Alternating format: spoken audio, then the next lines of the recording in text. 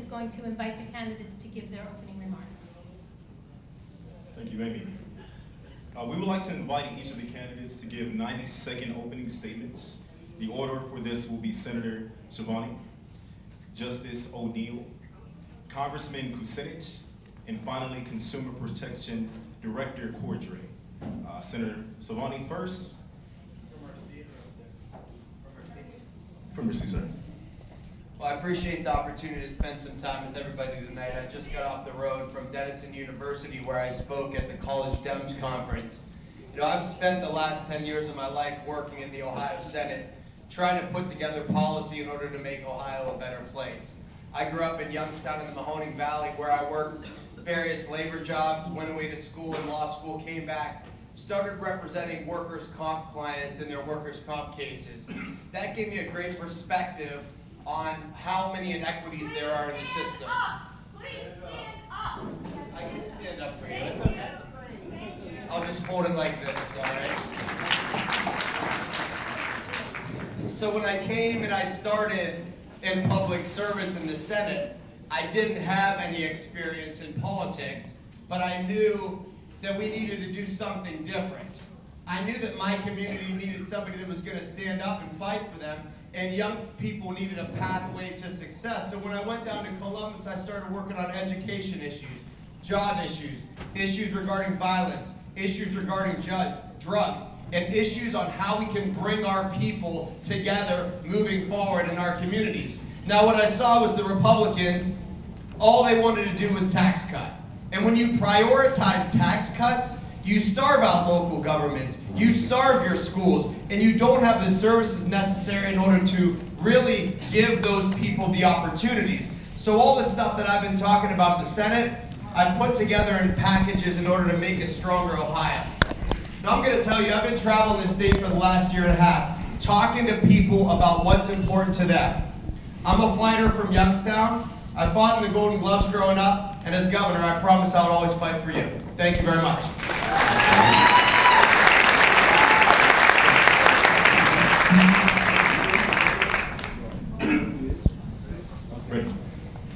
I get to start with the easy question here. I want to see by a show of hands how many Cleveland Heights High School graduates are in this room. Let's go. All right, this is a hometown crowd. I'm a Heights High graduate. My running mate Chantel lives 100 yards from here. This is a hometown crowd.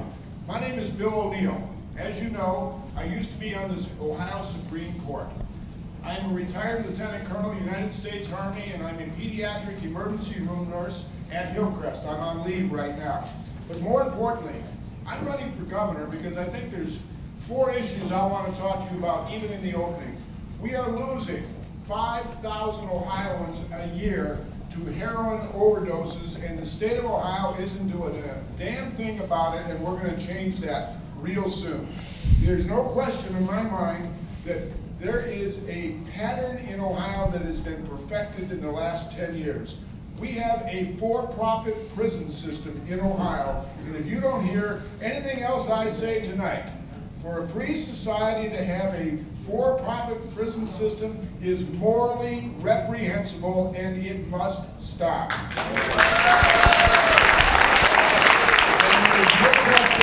No question, the time to legalize marijuana in Ohio is now.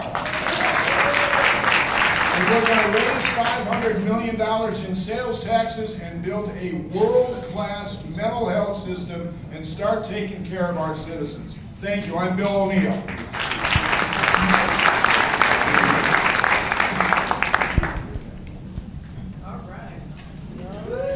We need a new energy in Ohio and new leadership that is dynamic, passionate, and caring, and to lead the way to health care for all.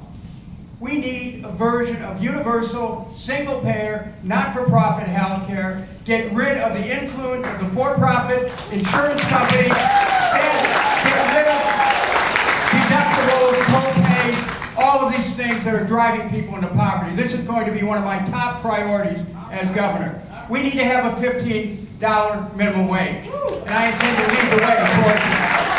We need to make sure that we stop the fracking that's going on in southeast Ohio, that's ruining our water. They're using over 11 million gallons of water for every frack pad. And some of them are fracked 3 times, and it's up to 33 million gallons of fresh water that's being siphoned off by these oil companies. And they're fracking, and you know what? That they're moving the product out of the country. It's not even for our state. So we have to have leadership that will challenge this mentality that says that part of Ohio is a sacrifice zone. And finally, I intend to lead the way for safer communities, for safer schools, to make sure that we never have to worry about a safe space again in our public places by leading the effort to ban assault weapons in Ohio. 5 other states do it. Ohio's going to become one. Thank you very much. Thank you.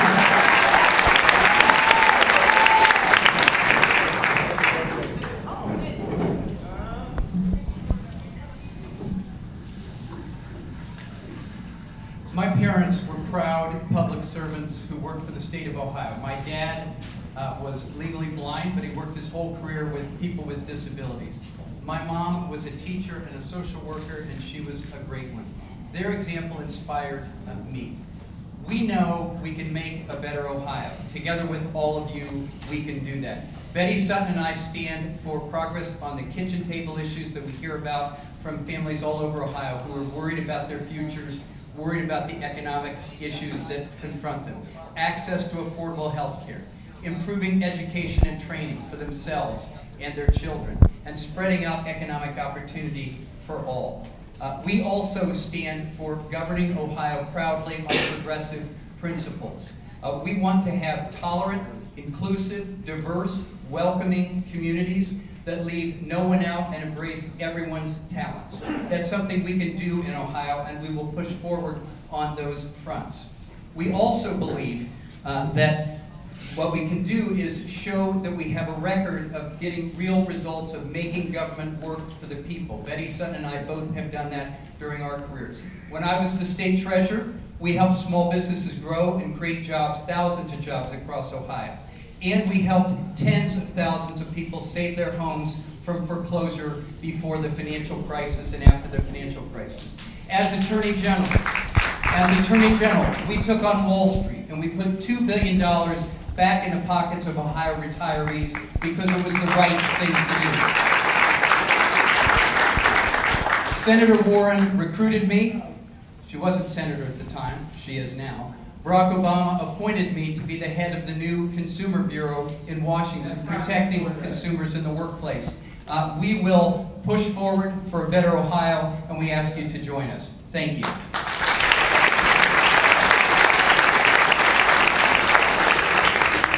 Thank you so much for those great opening statements. I'm going to ask the audience to try to just wave your hands in the air to signify approval, because we'll get through a lot more questions if we don't applaud each of these.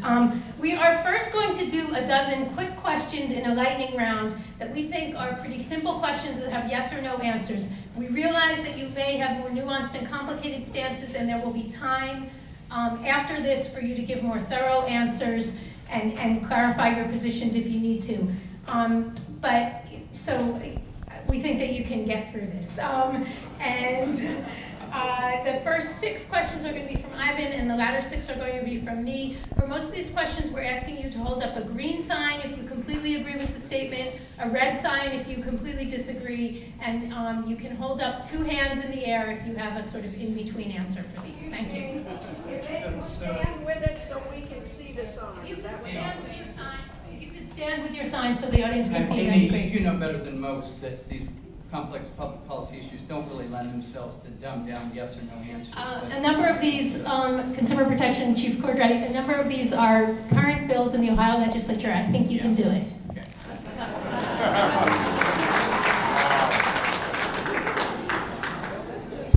Okay, I'll be starting off with the first 6 questions. Do you support expanding or restricting women's rights and access to abortion in Ohio? Green for expanding, red for restricting, 2 hands raised for keeping the same. Stand up. Please stand. Thank you. That's much better. Okay, Thank you. Second question. Would you sign a bill raising Ohio's minimum wage to $15 an hour? Green, yes. Red, no. Both hands raised. Yes, but phased no. Question 3, would you raise some taxes to pay for services, or do you think you can pay for everything by cutting spending or increasing efficiency? Green would raise. Red can pay by cutting and efficiency.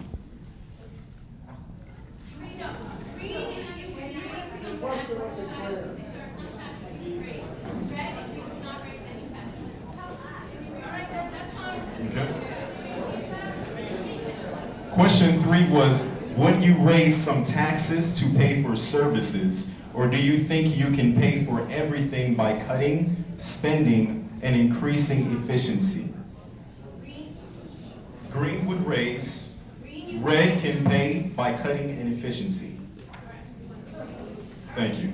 Question 4, do you support Ohio Fairness Act and current legislative proposal to forbid discrimination on the basis of sexual orientation and gender identity in the workplaces, housing, and public accommodation? Green support, red oppose. Question 5, will you make Ohio's clean energy standards commit to a higher share of energy from renewable sources than the current law? Green is for yes, red is for no. Okay.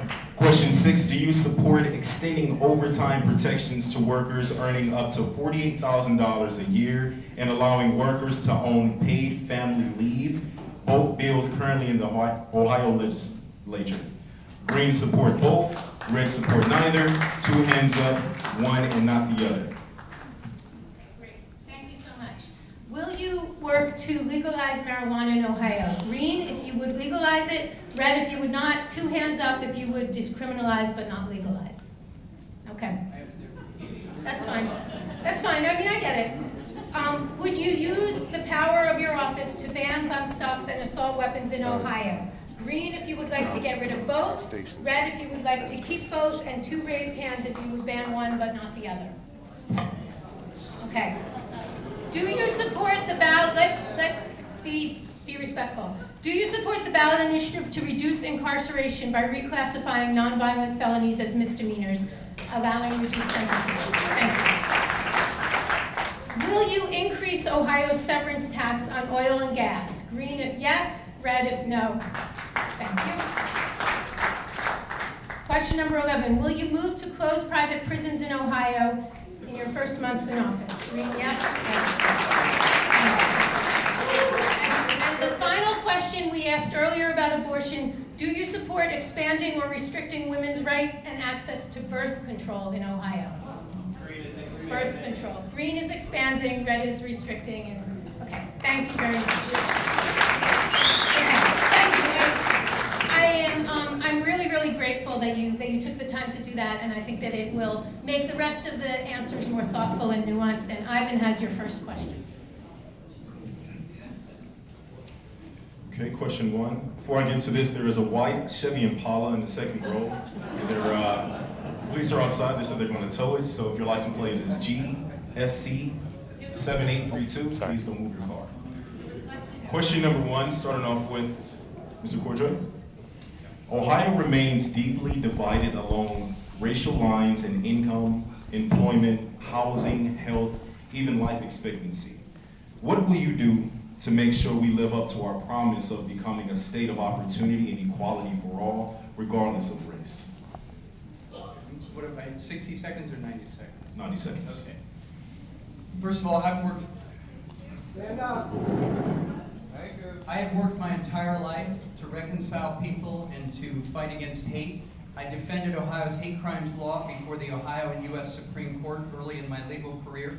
When the Ku Klux Klan came to recruit in central and southern Ohio and I was Solicitor General, I was the person who fought them and went to court to get them out of southern Ohio. I have always believed that we can be better together when we break down barriers and include everyone. As I said in my opening, that we need to embrace the talents of everyone. We can't afford to leave anyone out in Ohio because of bigotry or prejudice or stereotyping of any kind. One of the things that I have talked about is criminal justice reform, that to me is morally imperative. It's something we worked on when I was working with President Obama and created the Interagency Justice Council that Attorney General Lynch chaired. And we thought we were making bipartisan progress, and it's all fallen down under Donald Trump, who worked to divide people against one another and not bring people together to solve our problems. We will have criminal justice reform in Ohio. I believe it will be on the ballot this fall. I will strongly support it. And if we don't, I, as governor, will create reconciliation commissions, county by county, with faith leaders and public officials, including law enforcement, to use the pardoning power to insist that we do the morally right thing and get these people out of prisons and into treatment where they belong. Very important. Thank you.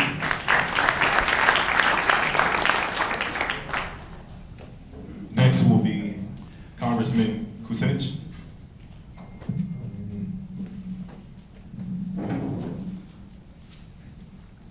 In 1968, the Kerner Commission report laid out a number of objectives dealing with housing and disparities in criminal justice system and other things. And I think that when you look over a period of 50 years, America has not kept its promise to people of color. We haven't really created a situation where the aspirations of people for better jobs, for better wages, for higher positions have been met. So here's what I intend to do. First of all, my running mate, Tara Samples, and I have worked together on this. We're committed to having a cabinet that looks like the state of Ohio. Now, how can I make that claim? 40 years ago, when I was mayor of Cleveland, half of the top appointments went to the black community. Half. This was 40 years ago. And so the way I look at this is that it's a matter of simple justice. Now, with respect to housing, we need a new housing issuance, a bond issue, to build new housing so that people will have opportunities to have a roof over their head. Yes, we need to reform the criminal justice system. And I'm not only going to use the power of pardon commutation to do that, but I want to do something that no governor's ever done. Section 3.08 of the Ohio Constitution empowers the governor to basically put on trial any prosecutor who tries to cover up a crime or avoids making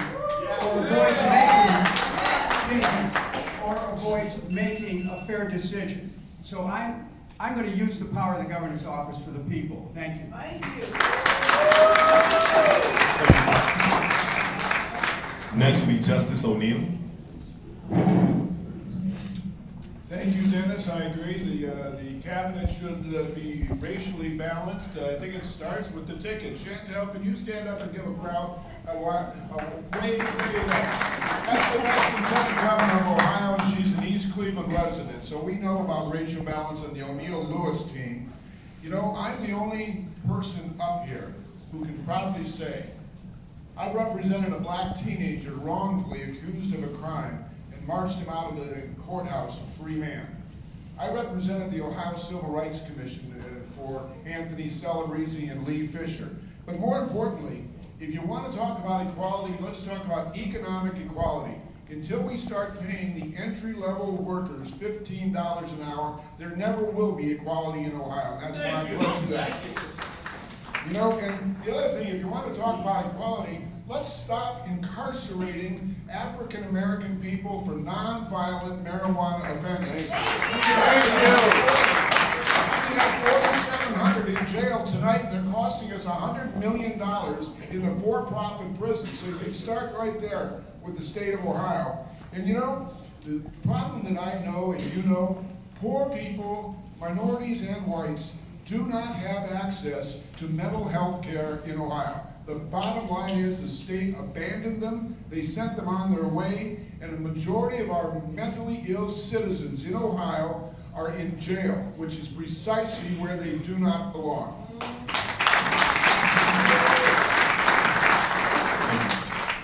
Senator? The question was wage equality, correct?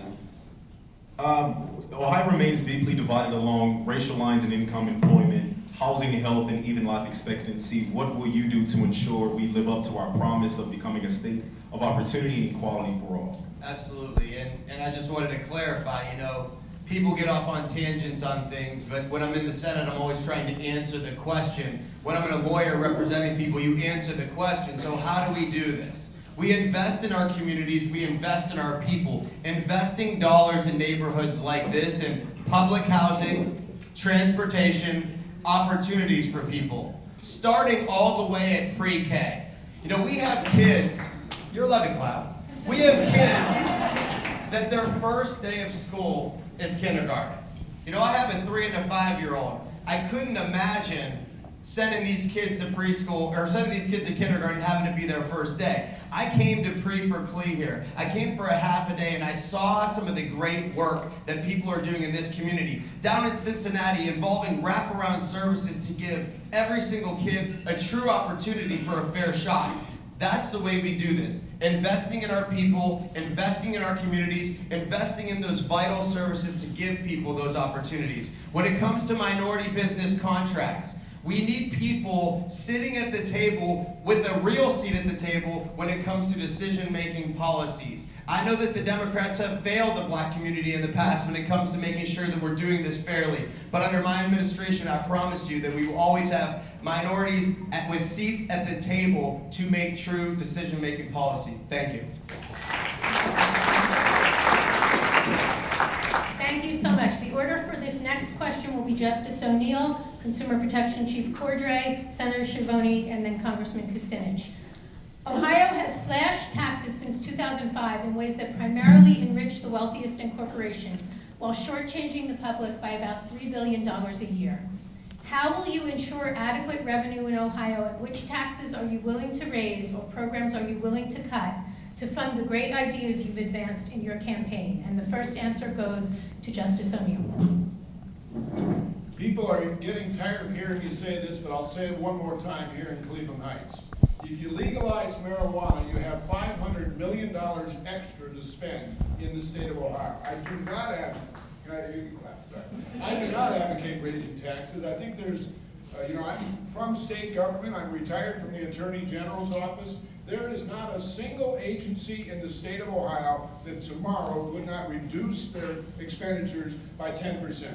The problem is that we've got a governor in Old Columbus, along with a legislature, who have decided that their priority is to lower taxes on the upper 10%, and good luck for the rest of us. That has to change. We have to change the tax structure in Ohio. And you know, the other thing, when I talk about $15 a minimum wage, do you understand that minimum wage workers in Ohio today do not pay taxes because they don't make enough money to pay taxes? The reality is, if you give the entry-level worker a living wage, he or she can raise their family, they can actually buy a car, buy a house, start a family, but more importantly, they can start paying taxes. We've got a whole class of people in Ohio. God love them, they're trying to make it at $9 an hour, and they don't pay any taxes. Thank you. Consumer Protection Chief Cordray. So I strenuously object to the tax policy this Republican legislature has visited upon the state of Ohio for now about 15 years running. It is trickle-down economics, and there's no point in calling it anything different. They have been cutting taxes for those who need those tax cuts the least. And by the way, the U.S. Congress has just done it again. $1.5 trillion, blowing up the deficit. This was supposed to be our infrastructure money, and they spent it on tax cuts for the wealthiest Americans. Income inequality is a problem in our society, and Republican policy is making it worse. And I saw Mary Taylor and Mike DeWine in the newspaper Monday morning, and what's their recipe for moving Ohio forward? Do you know? Wait for it, more tax cuts for the wealthiest Ohioans. It is wrong. They have also, where have they gotten that money?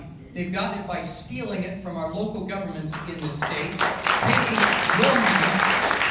And by the way, local governments, who is that? It's police, it's fire, it's first responders, it's the treatment and addiction specialists that are going to help us beat the opioid crisis. Local governments are screaming because money is being taken from their pockets. They're being told to go back to the ballot and raise taxes, and when they do have to do that, the state comes and takes more of the money out of their pockets. It is wrong. We need to have a state government that partners with local governments in the state, that works together to solve problems like we did in the foreclosure crisis with Save Our Homes task forces. That is what I call the Ohio way, listening to one another, respecting one another, working together. And this has not produced growth in this state, this trickle-down economics. It has not, it will not. We need to dramatically change the policies in Columbus, and we need to stand with our local governments and stand for our quality of life and the services in our communities that make so much difference in people's lives. Thank you.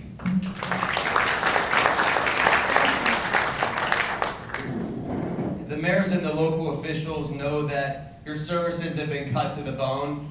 School officials, superintendents know that there's nowhere to go in order to provide what we need to for kids in the classroom. But Governor Kasich has stood up and has said to local governments and to the mayors, you're on your own. Get it yourself. That's why you see all these levy signs everywhere you go in this state for everything from school levies to senior levies to infrastructure to local tax increases, because the state government has left you hanging. We've created LLC loopholes that bleed out $1.1 billion a year. All of the plans that I've put forward invest those dollars into our people, invest those dollars into broadband access for everybody, clean water initiatives throughout the state, roads and bridge programs, that universal pre-K that I talked about. You know, I see Senator Brown's out here. I've worked with Senator Brown at the national level on all of these plans. You have to be creative when it comes to finding the revenue. I put forward a bond issue to clean up Lake Erie and the Ohio River. I put forward a plan for an increased gas tax so that we can rebuild our roads and bridges. I put forward a severance tax so that we can keep that money from oil and gas in Eastern Ohio to rebuild the future for those families. So it's about being creative, but standing strong and prioritizing that investment first rather than that tax cutting policy. Thank you.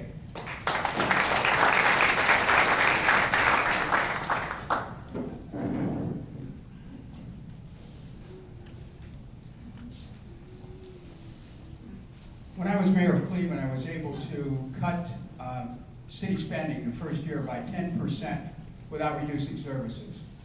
Just by eliminating waste, fraud, corruption, misspending, contracts that are not necessary.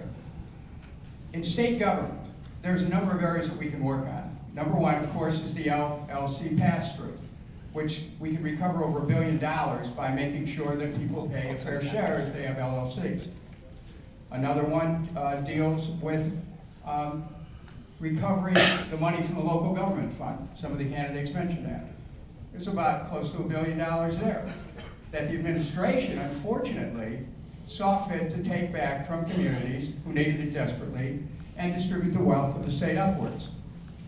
Another way that we can do this is to take the money back that is given to for-profit charter schools. There's about $1 billion a year that is going to for-profit charter schools, and frankly, we should be paying attention to making sure that public education is protected. Now, this idea of cutting taxes, we need to first establish our priorities, and I'm confident that under a Kucinich administration, we'll be able to show the people of Ohio that we can have what we need, we can meet our needs. But if you eliminate the waste, fraud, abuse, and corruption in the state government, I'm confident that we can save perhaps at least 10% of an over $70 billion biennial budget. Thank you. Thank you, and we do want to take a moment to thank Senator Brown for coming tonight. We do appreciate that.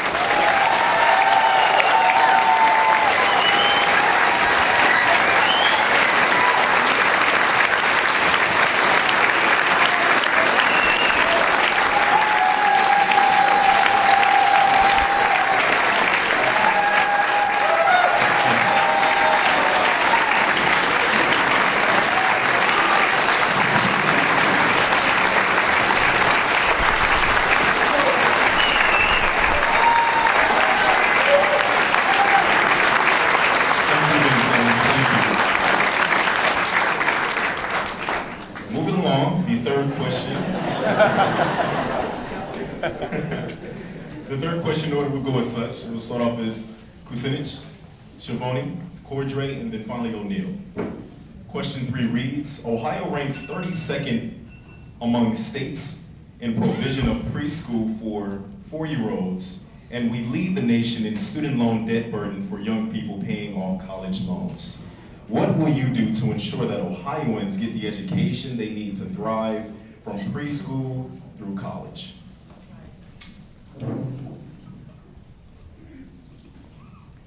In Congress, I wrote the bill for universal pre-K. And the state of Ohio can do the same thing, and I intend to do that. But let's walk ourselves through each stage.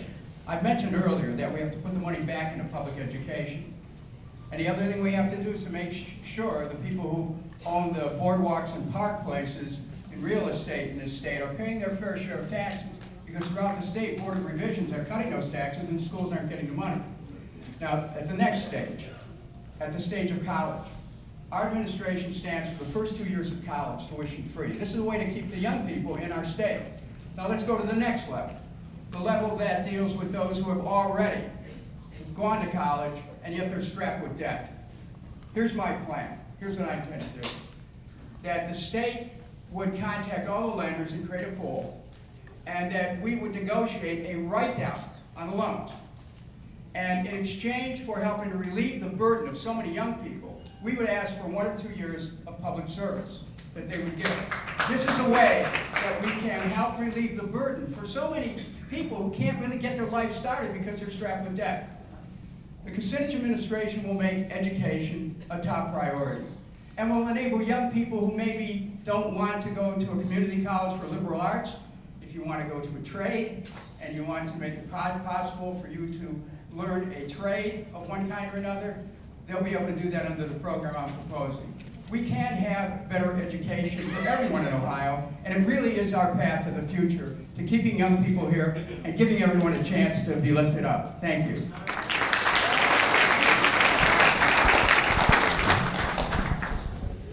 Yeah, as I said before, nothing is more important than giving those young people opportunities for not just preschool, but high quality preschool. That's the difference here. We have to make sure that we're getting them enrolled in high quality preschool. It's an easy thing to do. We just have to invest the resources, train the folks, and we'll be off and running quickly. That would be priority 1 for me. When it comes to starting to direct young people when they're growing up, 7th and 8th grade, we have to start reaching out to these young people and showing them the different pathways into the trades, into community college, into the service, into four-year schools. There's plenty of good paying jobs to be had if you show them those opportunities and you provide those pathways, but it takes investment from the state level.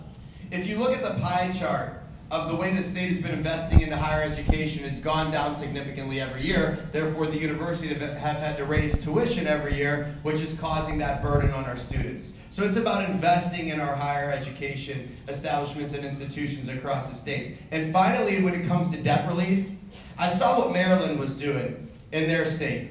And I duplicated a plan here in Ohio, which I just proposed in the General Assembly. Basically says you graduate from a state school, you buy a home in the state of Ohio within 5 years of graduation, and the state takes a portion of your student debt. So that we can incentivize young people living in communities like this, and the Youngstowns and the Cantons and Akrons of the world, and we can finally fix this brain drain problem. But we have to invest in it. Thank you.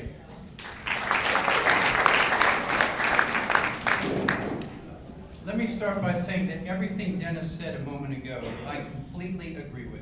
The need for universal pre-K is important in Ohio, and why? Because about 40% of students come to kindergarten not ready to learn, and at the other end, about 40% come out of high school not ready for the workplace. We have to do this. We have to provide more equity through universal pre-K, and Dennis, you're right on that. And at the other end, college affordability. Ohio now ranks 45th in the nation for college affordability.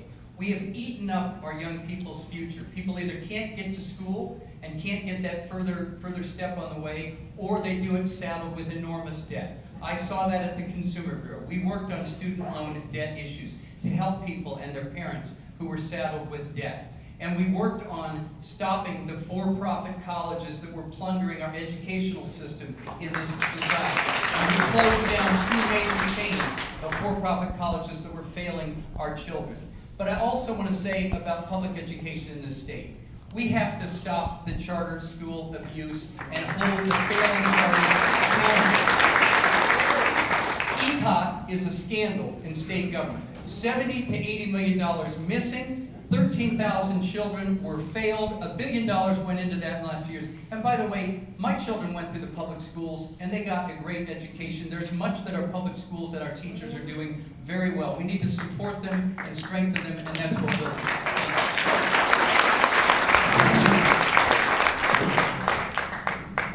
This is a defining moment. Contrary to what the newspapers have told you, I agree with Richard and Dennis. We agree on a lot of things. You know, at the corner of 88th and Superior in the 30s, I come from a large family, and to call us poor would be charitable. But at the corner of our street, we had a world-class educational system that was guaranteed to us by the Ohio Constitution. And for 20 years now, we've had an illegal system of educating children in Ohio. That has to stop immediately. Everybody wants to say, if we get rid of the charters, we'll have the land of milk and honey. Guess what? There are good charters out there. Parents are sending their kids to those charters because the public system is failing them. The reality is that we have to have an overhaul totally of the educational system in Ohio. That's why my running mate is the principal of the highest performing elementary school in Lorain County. Let me tell you about Ohio University. In 1965, 3 of us of the O'Neill family from a working family went there, and today it costs $25,000 a kid.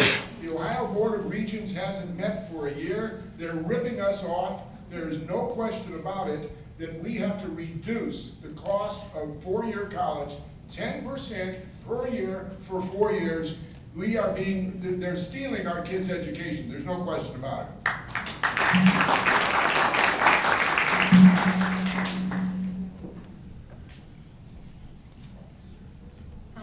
Okay, the order for this question will be Senator Schiavone, Justice O'Neill, Congressman Kucinich, and Consumer Chief Cordray. And the question is, can you describe one time you went up against a moneyed interest and won?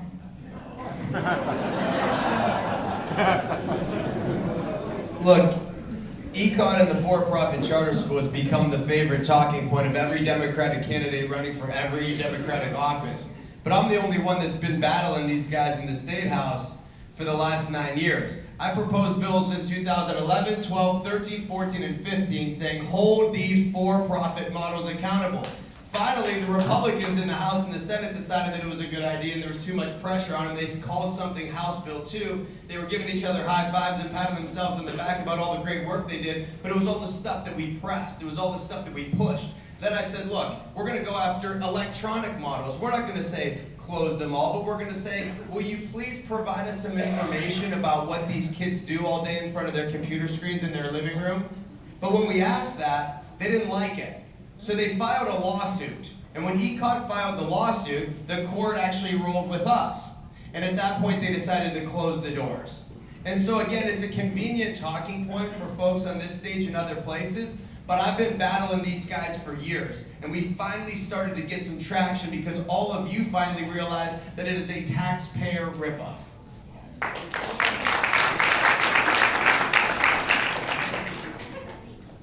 Thank you. Consumer Chief Cordray. I'm sorry, I apologize. You're right. I love it when I'm in a hometown event and they give me a hometown question. Everybody knows that one of the bigger problems we have in America is money in politics. You know, the elections are just being bought and sold, and the day after the election, the people come down and say, well, now that I got you elected, here's my shopping list. Well, guess what? I'm the only Democrat that was elected to the Ohio Supreme Court in the last 30 years, and that's because I came from Cleveland Heights and you helped me.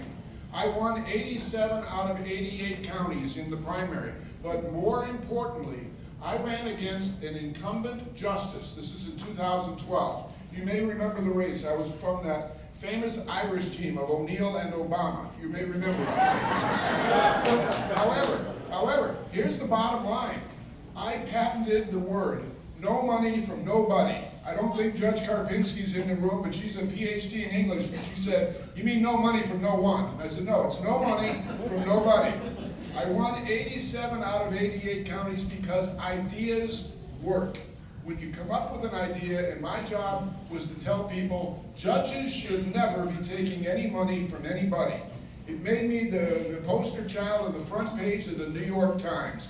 But if you stand for something, people will step back and say, wow, there's a person of conviction. Bob Cupp spent $2 million against me. I had no money from nobody, and I had a wonderful term on the Ohio Supreme Court. Thank you, Cleveland Heights.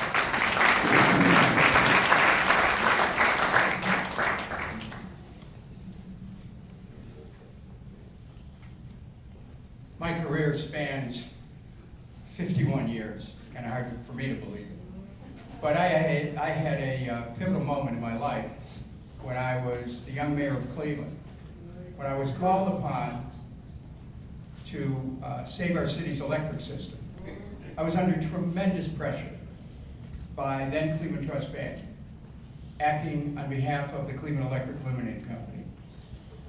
My career was on the line. In some ways, my life was on the line. And I kept the faith for the people and protected the people's right to own a municipal electric system. I kept the faith with a tradition that started with Cleveland Mayor Tom Johnson, who said, perhaps in 1901, that I believe in public ownership of public service facilities, in parks, waterworks, other things, because if you do not own them, they will in time own you. They'll corrupt your institutions, ruin your politics, and finally destroy your liberties.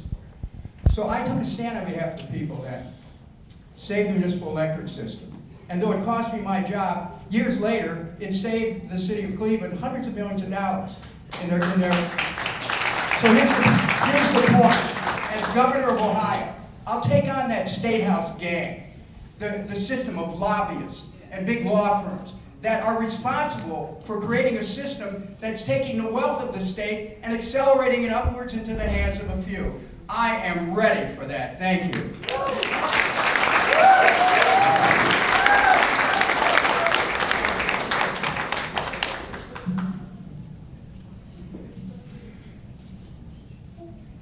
So the question is, have I ever taken on any moneyed interest? Racking my brains for the last several minutes as the candidates answer. Let me talk about specific examples. First of all, on behalf of working people and the rights of workers in this state, we took on issue 2, not this time, but the first time in 1997 when they were trying to destroy the workers' compensation system and make it a piggy bank for businesses at the expense of workers. We took them on and we won. And issue 2, the second time, was similar. Let me say that when I was Attorney General, I took on Wall Street. There are a few moneyed interests on Wall Street, if you didn't know. And we brought back $2 billion from them that never should have been taken from our pension systems in the first place and got it back for Ohio's retirees. I was proud of that work. Elizabeth Warren was in this state recently to campaign for me, and she said there were 12 billion reasons why she came here. That's the $12 billion we got back from banks like Wells Fargo. And by the way, they just had another enforcement action. They're the first one the CFPB's done since I left, all because of work that we did while I was there, and they could not stand in the way of it. And finally, I have heard other campaigns saying around the state that I'm being funded by the NRA. I have never been funded by the NRA in any of my campaigns, and all of us agree here that we stand for things that the NRA opposes because they're the right thing to do in Ohio. We don't agree on all the details of that, but that is how I feel, that is how I stand, and that is what I will do as governor. Thank you.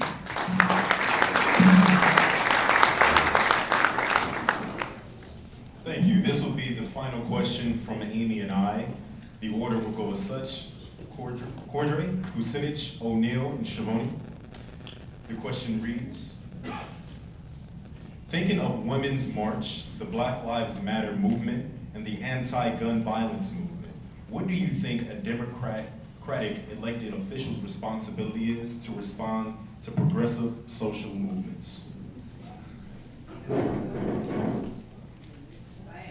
So I have already said that we plan and we will proudly proclaim across the state throughout the summer and throughout the fall that this needs to be a progressive state. It needs to be a progressive state because that's the right thing to do. It's how we should treat one another in our communities. It also is how we will bring business to Ohio. Businesses want to be where they agree with the values of the people of the state. And it is how we will keep our young people in this state, a state that they can be proud of, a state that they want to build a future, a state that they want to join with others. And the youngest generation is leading the way. I know that. I know my own children. They're teenagers. They don't believe in prejudice or bigotry or discrimination. They don't even understand it. They don't understand how the prior generations got into that and did that and thought that that was the right way to be. And they don't understand this President of the United States who uses those issues cynically for political purposes to divide and distract people from the real agenda going on in Washington. So when young people are speaking up and speaking out, and not just young people, people of all ages, in the Me Too movement, in the March for Our Lives, in the Black Lives Matter movement, I say, amen, thank God, we appreciate what you do. You will help us change America. You will help us now, and you will be the leaders of tomorrow. And anybody who would discourage people from standing up and speaking out is un-American. It is inconsistent with the First Amendment, and it is inconsistent with all of the things that have brought us progress in this country. Thank you.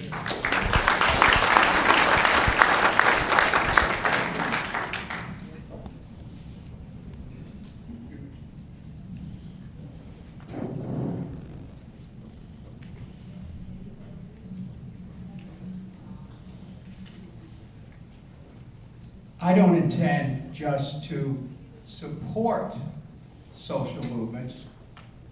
I intend to help lead them, to lead the effort to protect a woman's right to choose, to lead the effort to make sure that people of color are not going to face violence in the streets of their community, whether it's from law enforcement, prosecutors, or others, to lead the effort so that young people never have to worry in their classrooms about whether they're going to be safe.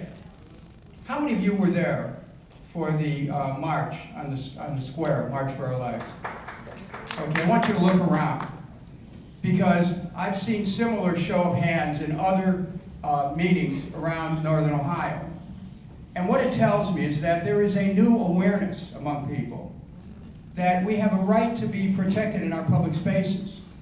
Now, this F that I'm wearing is my NRA grade that I'm proud of. I'm the only one here that can actually say that. Some have an A, some have a B+. This is a defining issue in this race.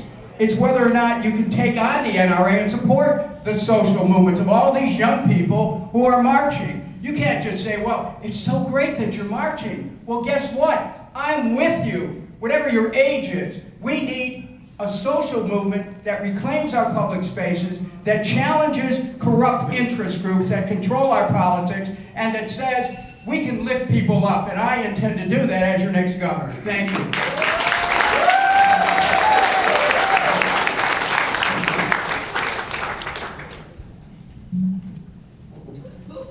Hate to drop names here, but I'm the only person on this stage that was an open supporter of Bernie Sanders in 2016. And I'm proud of that. I've been a progressive all my life. I was a union organizer in the 70s. I've been hit by a truck on a picket line, and I've served time in jail during a union disturbance. I understand progressives. However, take a look at my brochure. 4 months ago, we talked about what is the O'Neill Lewis campaign all about. It's all about progressive. If we don't be for $15 an hour, what are we for? That's a progressive issue. We have the leading the state in talking about release the non-violent marijuana prisoners from the for-profit prisons. I can't say that anymore. I'm the only one that I know of in saying, why is it that we don't have solar panels on top of every single government building in Ohio? I don't understand that. They pay for themselves in 70 years. They protect the environment. They create jobs. I don't get it. I guess everybody else will get on. College affordability. I am telling you, I come from a working class family when you used to be able to send 3 kids to college at the same time. We have to reduce the cost of college, or just call them what they are. Profit-making machines for the private sector, that's what they are. And then last thing, if you want to be a progressive, you just can't say this often enough. It is morally reprehensible to have for-profit prisons in a free society. Morally reprehensible.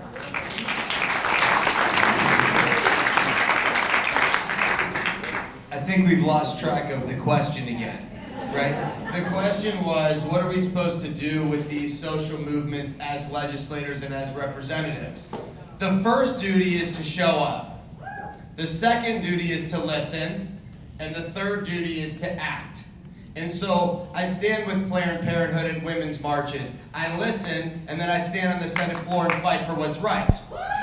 Go to the March for Our Lives.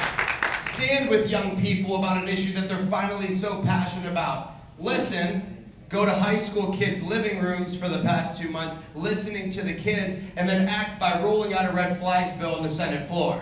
That's the kind of stuff that we, as politicians, are supposed to do, and as governor, I will always do.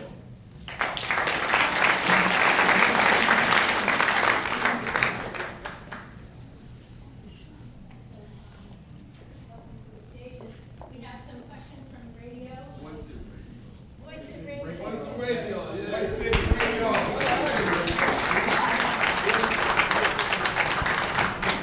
VoiceOfRadio.com, Ohio's largest internet radio station with over 50 show hosts.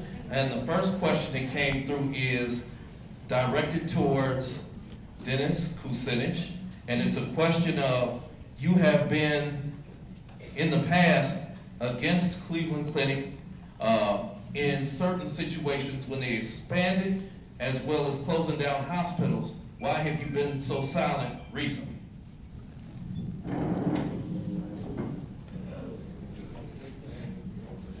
I have, right now, in the city of Dayton, because we're talking about the whole state of Ohio, because I'm running for governor. In the whole state of Ohio, I went down to Massillon to try to help people save a hospital there. In Dayton, recently, I was in the city of Dayton with the African American community trying to protect Good Samaritan Hospital there, and there's going to be an announcement coming up this week with respect to that. I marched with people in the streets of Cleveland to challenge Cleveland Clinic's closure of hospitals. And we went to court, and we were able to save one hospital that still stands today. Richmond Heights Hospital is there because of the efforts that I made and my staff attorney, Marty Gelfand. Are you in the room? Marty? Marty was my staff attorney who led the way on that. Right now, a for-profit driven healthcare system is trying to limit people's access to healthcare. Why? Because insurance companies are all about making profit. They make money not providing healthcare. And so when we move from a for-profit healthcare system, we can protect our community hospitals. We need to rebuild our community hospitals. We need more community hospitals, more access. I'm with you on that, absolutely, and I have never been silent about that. Thank you. And then the second question comes from someone who says they're Ward 10 resident. They wanted to ask why it was House Republican leader Jeb Hanselman who questioned Cordray on the 25% black, 20% Hispanic, and women who complained at the Consumer Financial Protection Bureau, and who were the Anglo-Saxons that you referred to that you supported during the NRA Second Rights rally in Columbus. If the question is Jeb Hensarling, any of you heard of him, the Texas Republican who was my chief tormentor in the House of Representatives and a poster child for gerrymandering, by the way, who tried to have me held in contempt of Congress because I was too aggressive on behalf of consumers, and who filed a complaint against me under the Hatch Act to try to stop me from doing my job in Washington by saying I was doing political work when all I was doing was protecting everybody in this room and everybody in the state and everybody in this nation. At the Bureau, we had 38% diversity in hiring, and in contracting, we had record numbers, and we had, by the time I left that agency, we had the lowest number of discrimination complaints of any agency in the federal government. We took diversity and inclusion seriously. We built a business case for diversity that we shared out with all the financial institutions in the country to say to them, your 5 million employees ought to be just as diverse as the nation as a whole. And that's what we pushed for. And inclusion is also an important principle, and I'll bring it into state government. Not just diversity in hiring, diversity in contracting, which we have to have, and we must have. And it's about spreading out economic opportunity, but making sure that people in the room speak up and the voices are heard, and that they're part of the discussion, and that we encourage that so that we get diversity of views, and we get disagreement, and we get stronger synthesis out of that. That's how diversity strengthens an organization. That's how it will strengthen this state. That's how it strengthened the work we did at the CFPB and why we were so effective for consumers in this country. Thank you. I wish to also thank Art McCoy from the Art McCoy Radio Show, which is on Sundays, WERU 1490 AM. Thank you all for being here.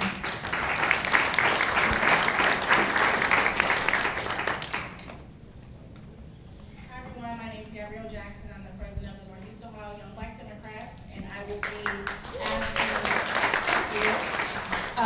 a few questions. We could have time for 2 or 3 questions from the audience. So we'll just go right down the line, starting with you, Mr. Porter. First question, 12-year-old Tamir Rice was shot and killed 13 miles from here for playing in the park. What will you do to put a stop to the police brutality plaguing Ohio? So there has always been problems of this kind. They're just more visible today. And for years they were ignored, and it was wrong. And the fact that we now know about them and people are standing up and speaking out, and we had the Black Lives Matter movement, is very important to getting justice in this country. So let me say, when I was Attorney General, we worked on training peace officers so that they would be more aware and more understanding of their responsibilities, including crisis intervention training, racial profiling training, and that's more of what we need in the state of Ohio. We also need transparency, which brings accountability. And body cameras are a useful bit of progress, but they should never be turned off by the officer wearing them. There's never a good reason. We need to understand that Black Lives Matter just as much as any other life in our society, and it's past time for people to say, oh, all lives matter. They do all matter, but Black Lives matter because Black lives have not been honored in the past. They have not respected the past in America, and the future in America needs to be different from that. And as your governor, I will work toward that goal, and I will work with you. Thank you.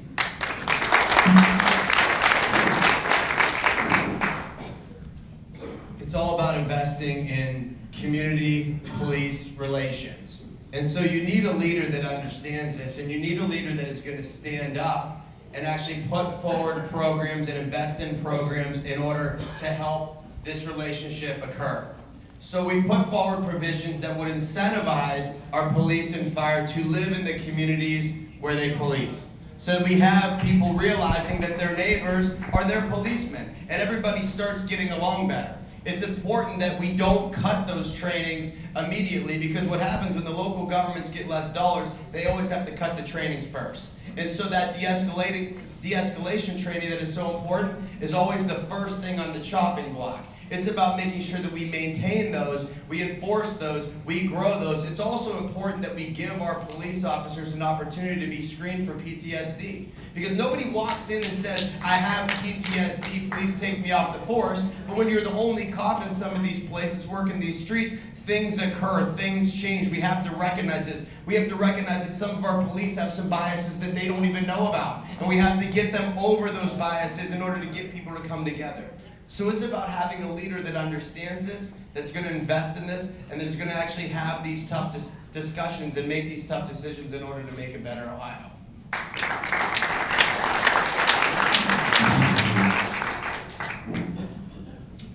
I'm a Cleveland native, and Tamir Rice always touches a nerve with me. I'm also an adoptive parent with an African-American son. I fully understand the difficulties that those kids have every day. What I don't understand, and if we want to talk specifically about Tamir Rice, the police officer who fired the fatal shot never should have been holding a gun under any circumstances. The suburban departments have said he's no good and he ended up in Cleveland. He got fired. I don't understand why the chief did get fired. The chief is the one that hired that officer. I don't know anything about that chief, but what I'm saying, when we talk about Black Lives Matter, we talk about police violence, we're also ready to off with the head of the police officer, but we don't look at the institutional problem that we have, and that is that we have people being hired to carry guns that are mentally challenged. There's no question. And that goes to the fact we don't have mental health hospitals in Ohio. There's nowhere for them to go. So I'm a strong believer that we have to look at the whole issue, and I'm ever so grateful that Black Lives Matter raised it to the level of discussion we're having this very evening. Thank you.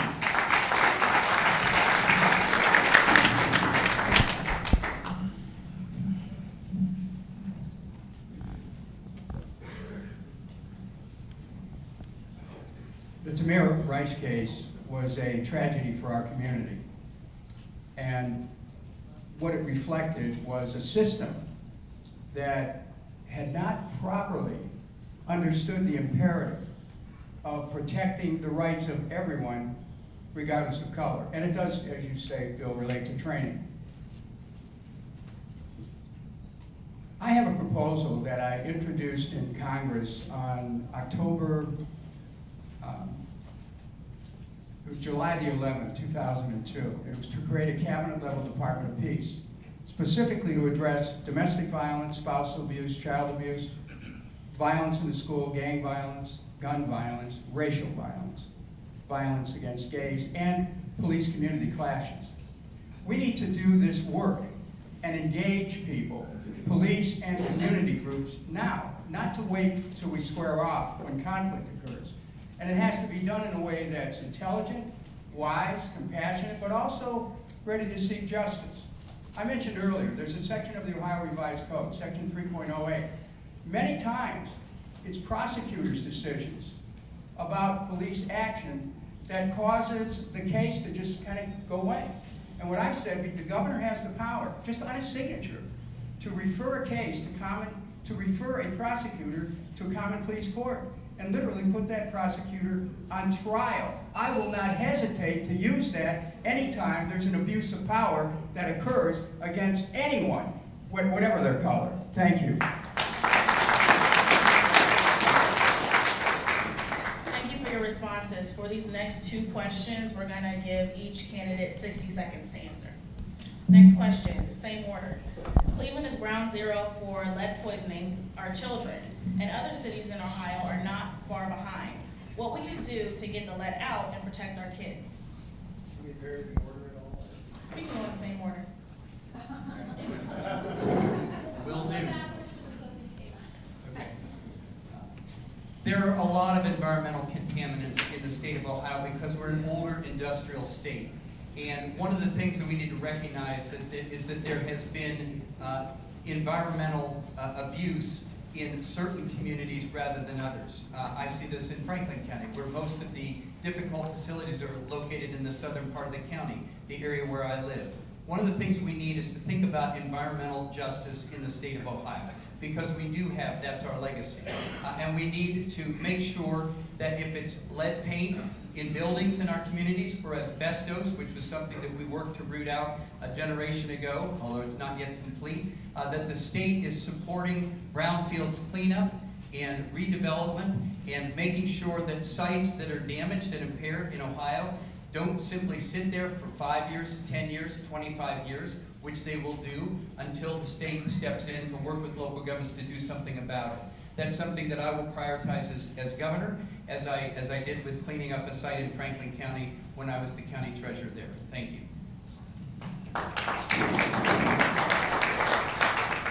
When it comes to lead contamination, we have a lot of homes in our communities that still have lead paint. And it's no wonder that a lot of those families end up living unhealthier lifestyles. It's not even their choice. They don't even know what's going on in the walls. And a lot of water contamination, same issue. We're sitting on 100-year-old pipes where we dump chemicals in the pipe so that the pipe doesn't get eaten, so that the chemicals don't go into your water, rather than replacing our pipes and putting people back to work. So we need to rehabilitate our underground clean water systems, as well as abate the lead pipe issue, because when you look at infant mortality in our state, we're one of the worst in the country, and it's because we don't have safe housing stock for people in communities like this, and it's really important that we invest in that at the state level.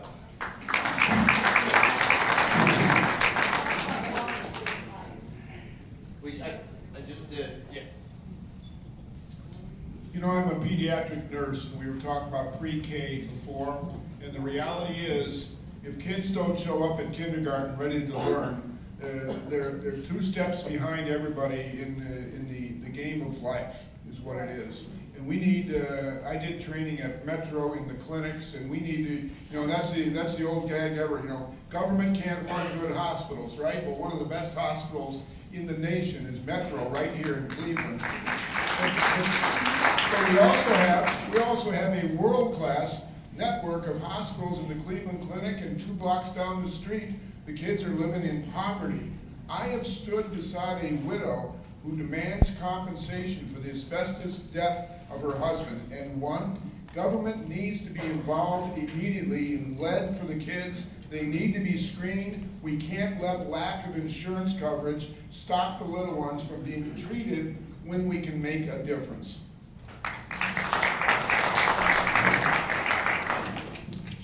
As governor, I will issue an executive order that every young person, every child in the state would be tested for lead poisoning. I'll also work to make sure that we have a not-for-profit healthcare system so that we can care for children who may have long-term adverse effects from lead poisoning and find a way to chelate that lead from their system.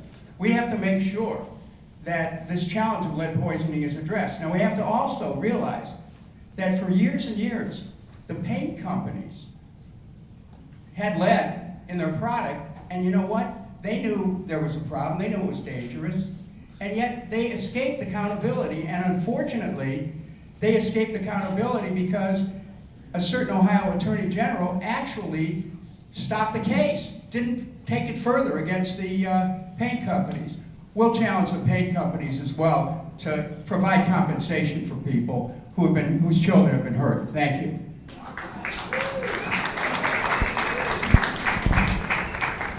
Last question. What steps, other than increasing rates of incarceration, will your administration take to reduce sexual violence against women and girls? We can start in the same order with Mr. Cordray. No? Okay, then we can start with Senator Schiavone, Mr. O'Neill, you send it to Mr. Cordray. Could you restate the question? Sure. What steps, other than increasing rates of incarceration, will your administration take to reduce sexual violence against women and girls? Well, I think the first thing we need to do is start teaching our kids what's right and wrong, and I think that that's a good start. But I think at the end of the day, it's about investing in mental health.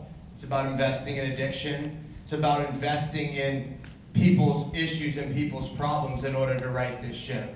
And I was talking to some behavioral specialist for breakfast the other day, and she said, Joe, look, there's 4- and 5-year-olds out here that have been dealing with sexual abuse, dealing with mental abuse, dealing with physical abuse, and when their teacher's trying to teach them the ABCs, they're looking at that person and thinking about, is this person about to hurt me? And so that path for that person is such an uphill battle if we don't have that early intervention. That early intervention is key. It takes dollars, it takes resources, it takes somebody that's willing to really step up and prioritize that, and then that's what you'll get from our administration.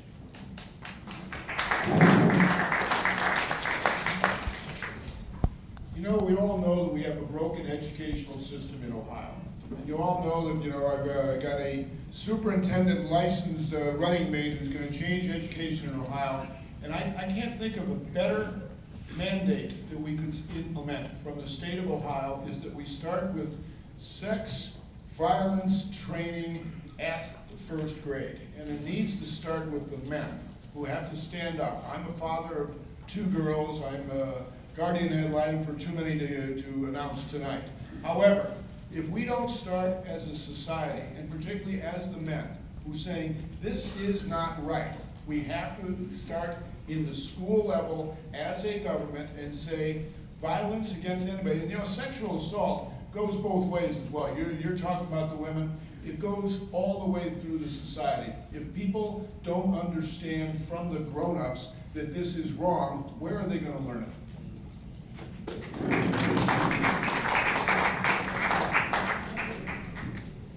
Gerda Lerner wrote a book years ago called The Creation of Patriarchy. And it tracked the attitudes that existed over hundreds of years.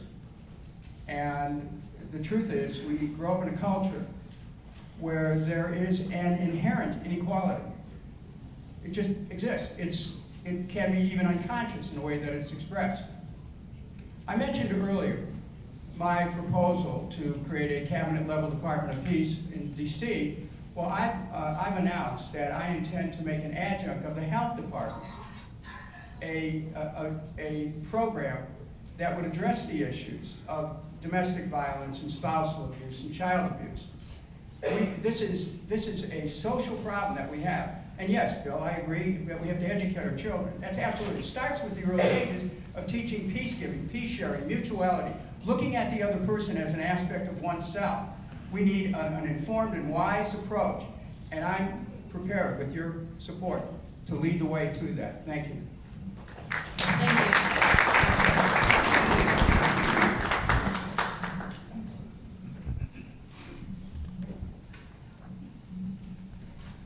My wife and I have twins, a boy and a girl. You'd be surprised how many times I've been asked over the years, are they identical? I've come to say, well, not exactly. But I will tell you, as parents of those 2 twins, there's never been a day of our lives that we haven't felt that our daughter should have every same opportunity as our son and should not have to ever be held back because of fears of sexual violence or sexual harassment or any kind of unequal treatment as opposed to being a boy versus a girl or a man versus a woman. And it's wrong in Ohio. When I was Attorney General, we worked with domestic violence victims, and we understood their needs, and we worked to get them out of those situations. We also started the first human trafficking commission in the state of Ohio, a very ignored crime and a very ignored problem, but a very real problem in many communities. More than that, not just sexual violence, which is clearly against the law and criminally punishable, sexual harassment is wrong. Women should not have to be in the workplace and feel they can't give their best because somebody is treating them in some boorish manner. They should not have to put up with that. My daughter won't have to put up with that. My wife should not have to put up with that. No woman should have to put up with it. Betty Sutton has put forward the best policy on this when she was in this race. I have adopted it. It will be a policy for state government and everybody who does business with state government. And finally, I would say equal pay for equal work is also a source of problems in our society, and we need to make that clear. Thank you. We're going to end tonight with closing statements, 90 seconds for each candidate, starting with Mr. Kucinich. We're going to work our way down to Mr. Kordrak.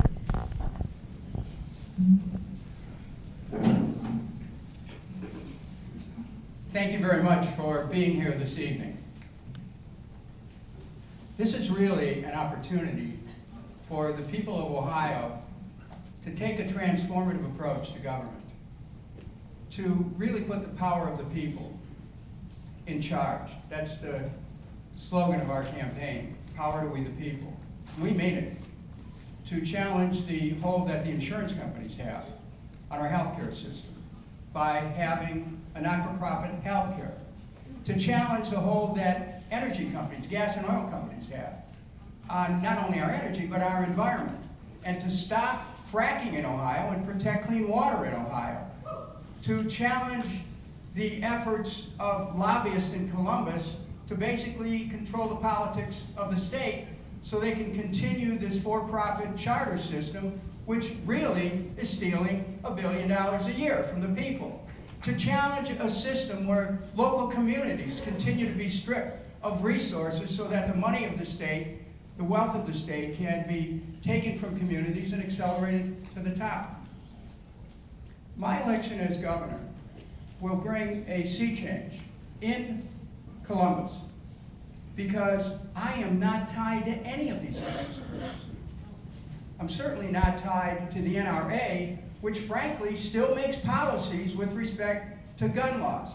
Every candidate here has had an opportunity to be unequivocal about where they stand on the issue of assault weapons. And I intend to, with your help, to lead the way, to reclaim a safe space for our children, to reclaim our public spaces so no one ever has to even think about what happens if somebody walks in with an assault weapon. 5 other states have been able to do that. I intend to lead with energy and passion and a willingness to challenge the status quo and have that status go back to the people to create power to we the people. Thank you very much for this opportunity. I ask for your support and your vote. Thank you.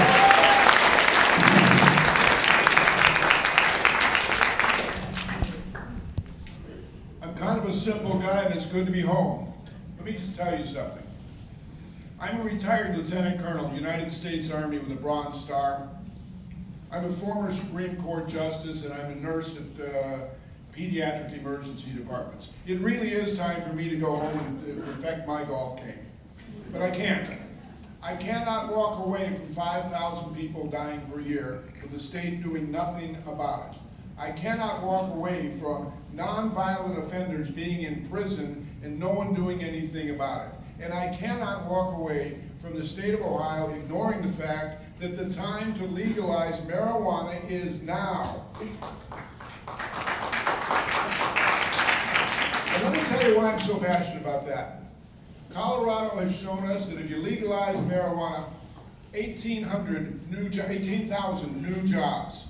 You legalize marijuana, use of heroin goes down 25%. That means 1,000 Ohioans do not die this year. And then I get to, the reality of the fact that we spend $100 million keeping people in jail who shouldn't be in jail.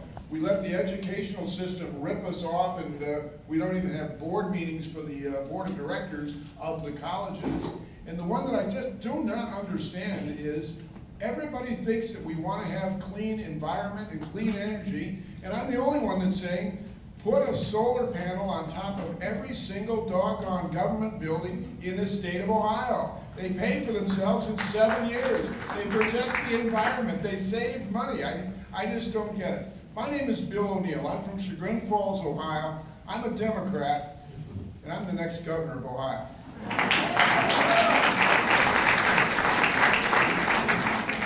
Well, since Dennis stands up here, I'm standing up here.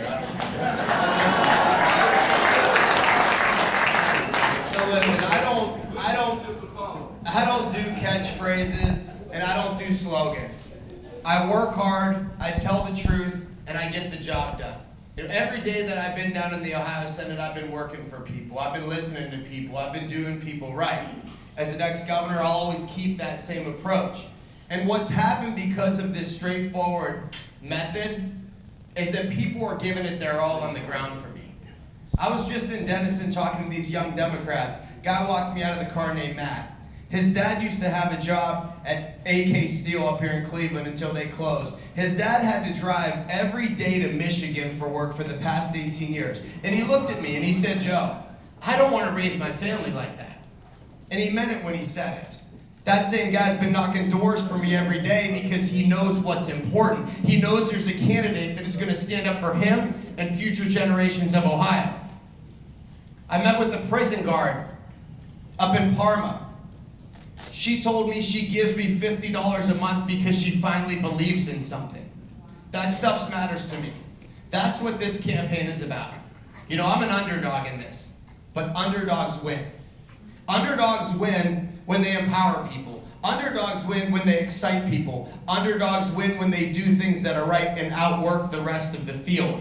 That's what we've been doing since day one. That's what I'll always do. And as your next governor, I promise you that I will always fight for you. But I need you to fight for me today. I need you to get out and vote. I need you to tell your friends, no more whispering about it, because a lot of people come up to me and say, I voted for you, but I need you to say it louder.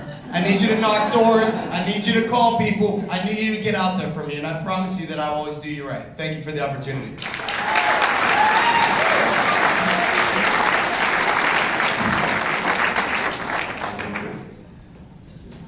Let me say a word, if I could, about the other candidates at this table with me. And by the way, there's a couple other candidates in this race that I've never met. But the ones that I know here, we have all been at forums and debates and public sessions across the state, I don't know, 15, 20 times maybe. And I hear them talk about what they want to do for the state of Ohio, and I agree with much of it. Dennis has his platform, thoughtful as always, based on his principle of we the people. And we agree with that principle. Bill is passionate about the opioid crisis and has ideas for how we can attack it, and I find myself agreeing with many of those proposals.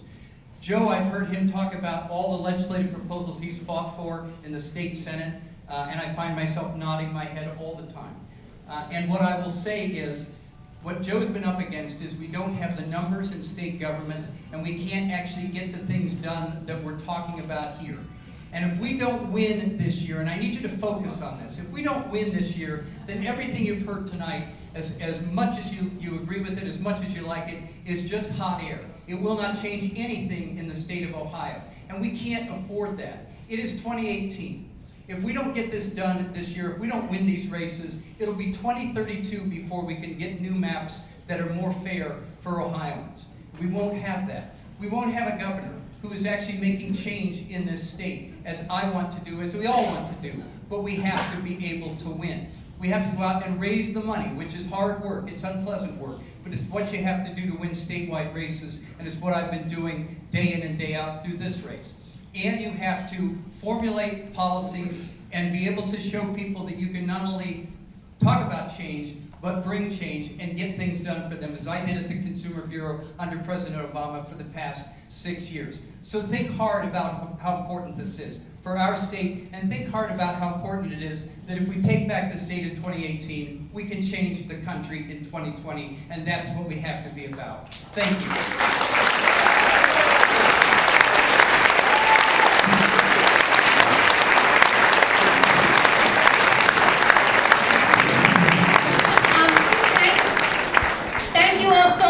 Early voting is underway now. You can go to 30th and Euclid and vote. You can vote by mail. The primary is May 8th. If I admired these men before tonight, I admire them more now. Thank you all for being here. Have a great